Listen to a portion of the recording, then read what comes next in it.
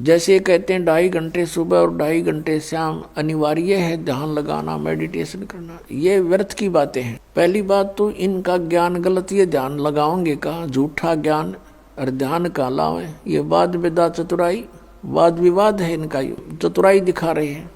और बात रही हठ योग की, किसी भी संत महापुरुष ने हठ योग नहीं किया और किसी भी सदग्रंथ में प्रमाण नहीं कि तू बैठ कर कति एक जगह बैठ कर भक्ति कर ले। श्रीमद् भगवद गीता अध्याय नंबर 3 के श्लोक नंबर 4, 5, 6 में स्पष्ट किया है कि अर्जुन, यदि तू काम छोड़ कर हठ योग करने लग गया, अगर तू कर्म सन्यासी हो गया, कर्म सन्यासी का अर्थ है काम छोड़ कर और एक जगह बैठ जा, चाहे जंगल में बैठा, चाहे कोई गुफा बना ले, या घर पर बैठ कर वो व्यर्थ प्रयत्न कर रहा है, तो फिर तेरा निर्वाह कैसे चलेगा? फिर क्या इस काल ने 5वें अध्याय के अंदर फिर अपनी टांग अड़ाई है गीता ज्ञानदाता ने।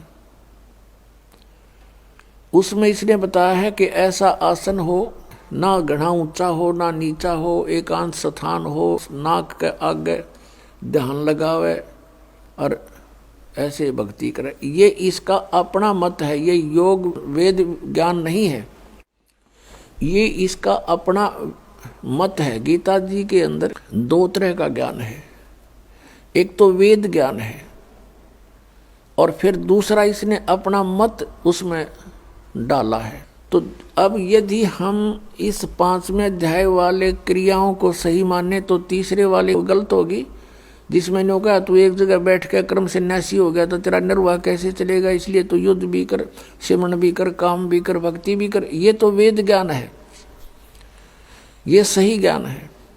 क्योंकि यजुर्वेद अध्याय नंबर 40 के मंत्र नंबर 15 में कहा है कि वायु अनिलम अथ इदम भस्मांतम शरीरम ओम कर्तु समर किलबे समर कर्तुम समर।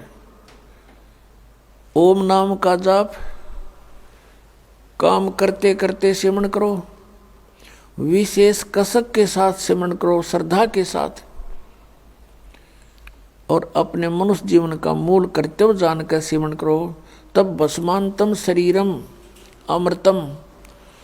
आपका जब शरीर छूटेगा, आपका जब शरीर अंत होगा, उस समय आपको जो ओम नाम से अमृतव प्राप्त होना है वो उससे ही प्राप्त होगा जितना आप उससे अमर हो सकते हो। जैसे ओम नाम के जाप का साधक ब्रह्मलोक में जाता है, क्योंकि ये ब्रह्म की साधना है, और ब्रह्मलोक में जाने के बाद भी फिर ये वापस आता है।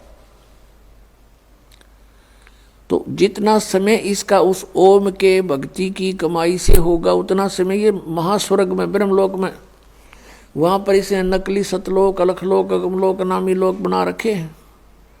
तो वहाँ ये प्राणी अपना इतने समय तक ये जन्म मृत्यु से बच जाता है, लेकिन फिर भी जन्म मृत्यु होती है।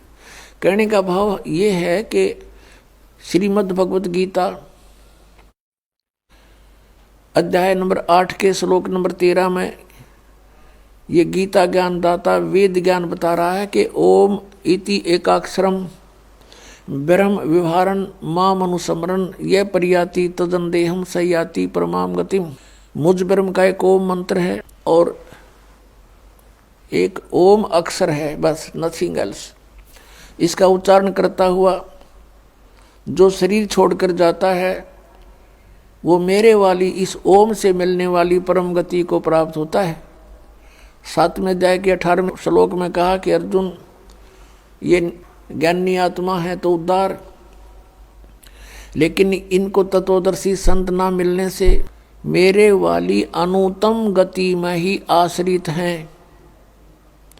क्योंकि ओम नाम के जाप से ब्रह्मलोक प्राप्ति होती है और ये ब्रह्म की साधना की परम गति है ब्रह्मलोक प्राप्ति।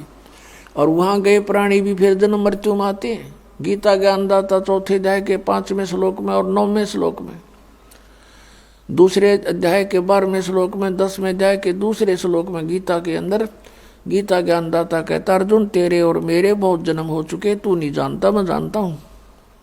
इससे सिद्ध है कि ओम नाम का जाप करने वाले जो ब्रह्म पुजारी हैं उनकी भी जन्म मृत्यु और इनके भगवान की भी जन्म मृत्यु सदा बनी रहती है। तो जब तक जन्म मृत्यु है जीव सुखी नहीं हो सकता।